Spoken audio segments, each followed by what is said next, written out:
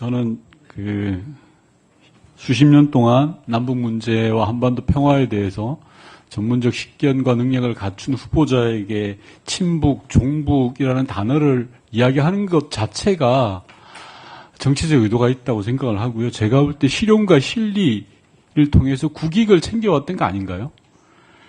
돈으로 정상회담을 구걸하지도 않았고 무조건 힘자랑만 하다가 아무것도 얻지 못했던 게 아니었지 않습니까? 저는 후보자께서 자신 있게 이야기하셔도 된다고 생각하고요. 지난 역사가 그걸 입증하고 있습니다. 진보정부와 보수정부의 남북관계 데이터로 봐도 그렇고요. 누구랑 논쟁을 벌여도 절대 물러설 일이 아니라고 생각합니다. 후보자께서 보다 당당하게 이야기해 주셨으면 좋겠습니다. 지난 윤석열 정부 3년 국정원에 대한 평가 후보자께서 점수로 따지면 몇 점이나 주실 것 같으세요? 예, 존경하는 윤건영 의원님 질의에 답변 드리겠습니다. 제가 국정원장으로 취임을 해야 되는 마당에 점수를 매긴다는 것 자체가 네, 적절하지 않다고 생각합니다. 예. 가장 중요한 과제가 무엇이라고 생각합니까? 원장으로 취임하게 된다면. 예, 저는 국정원 직원들 하나하나가 자부심을 가지고 전문성에 기초해서 근무하면 나는 평생 이 직장에서 영예롭게 근무할 수 있다. 이런 생각을 갖게 하는 거라고 생각합니다. 네. 저하고 좀 생각이 좀 다른 것 같은데요. 이번 불법 내란이 실패했던 주요한 이유 중에 하나가 저는 국정원이 개입되지 않았던 것이라고 봅니다. 그 과정에서 홍장훈이라는 사람이 중요하지만 아울러 제도도 특히 중요했다고 생각합니다.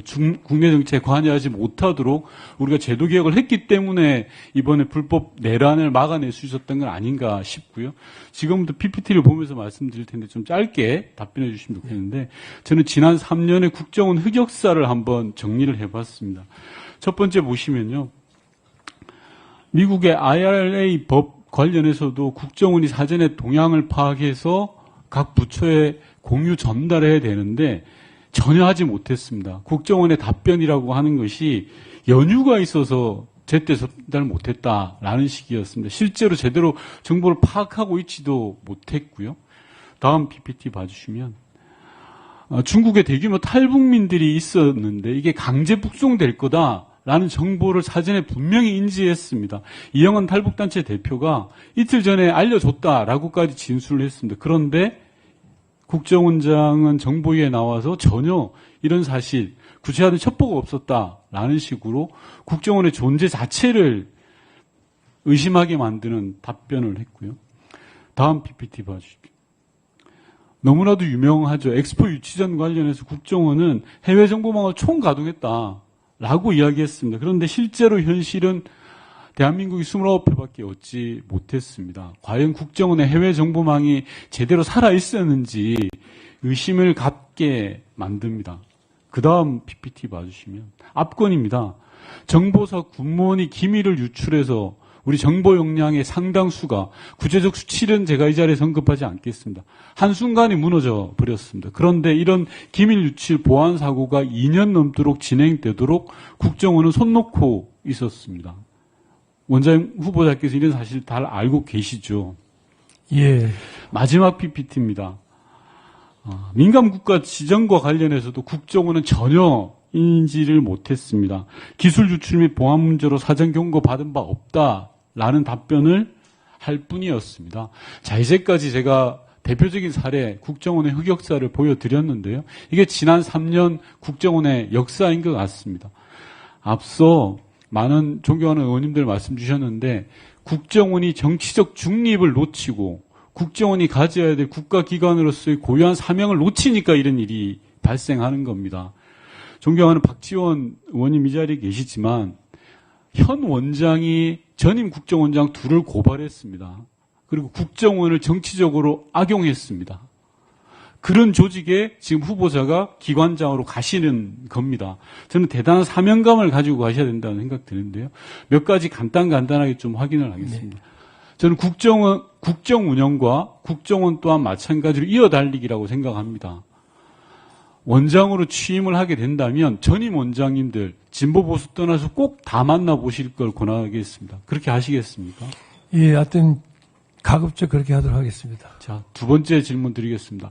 앞서 의원님들 말씀 주셨는데요. 불법 내란에 관여된 걸로 의심받고 있는 정황들이 여러 가지가 있습니다. 국정원에서 제조해서 각 부처로 보내고 있는 비화폰 관련해서 국정원장과 경호처장의 통화 이후에 대통령, 윤석열 전 대통령의 비화폰 기록이 삭제되었습니다. 그럼 당연히 의심할 수밖에 없죠. 왜? 비화폰의 기능을 제대로 아는 사람은 김성훈 차장 등 경호처 내 관련자들인데 그 자들은 그런 지시나 조언을 한 적이 없다고 합니다. 그러면 남아있는 유일한 사람은 조태용 전 국정원장입니다. 조태용 전 국정원장이 내란의 주요한 증거들을 삭제하거나 인멸하도록 조언을 하고 방조하거나 최소한 방조 또는 가담을 했다는 겁니다. 이런 부분에 대해서는 철저한 조사가 필요한 거 아니겠습니까? 오늘? 예, 저도 초보적으로 하여튼 지금 알아보고 있습니다. 그래서. 예, 알아보는 수준을 넘어서 저는 처벌 문제는 후보자께서 판단할 영역이 아니라고 생각합니다. 다만 이런 흑역사들을 철저하게 기록해야지만 다시는 이런 국정원이 이런 짓을 하지 않지 않겠습니까? 예. 철저한 조사 부탁드리고요. 또 하나 더 PPT 다음 PPT 봐주십시오. 국정원이 이렇게 지난 3년 무너지게 된 중요한 이유 중에 하나는 바로 인사에 있습니다. 윤석열 정권이 출범하자 한 달도 되지 않아서 어떤 일이 일어났는지 아시죠? 네.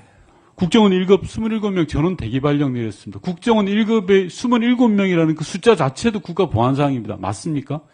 맞습니다. 그런데 그 숫자를 버젓이 공개하면서까지 1급 전원을 대기 발령 내렸습니다. 국정원 역사 속에서 중정까지 거슬러 올라가 보겠습니다. 이런 적이 단 한 번이라도 있었습니까? 없었습니다. 아무리 정권이 바뀌고 진보 보수가 바뀐다 하더라도 이런 적은 없었습니다. 그 이후에도 PPT를 보시면 2급, 3급 100명 단위로 대기 발령 내고 교체했습니다. 1분만 더 주시면 쭉 이어가겠습니다. 네, 그러시지. 이런 적이 있었습니까, 후보자님? 예, 없었던 걸로 기억합니다. 예. 정권이 바뀌면 신임 원장에 따라서 적절한 인사를 해야 됩니다. 인사 수요에 대해서 제가 부정하는 건 아닙니다. 하지만 인사를 통해서 가장 중립적이어야 될, 정치적 중립성을 확보해야 될 국정원을 뒤흔들어 놔버린 겁니다. 아니, 대한민국의 정보기관의 1급들 27명을 한 번에 대기 발령시키면 정보기관을 어떻게 운영합니까?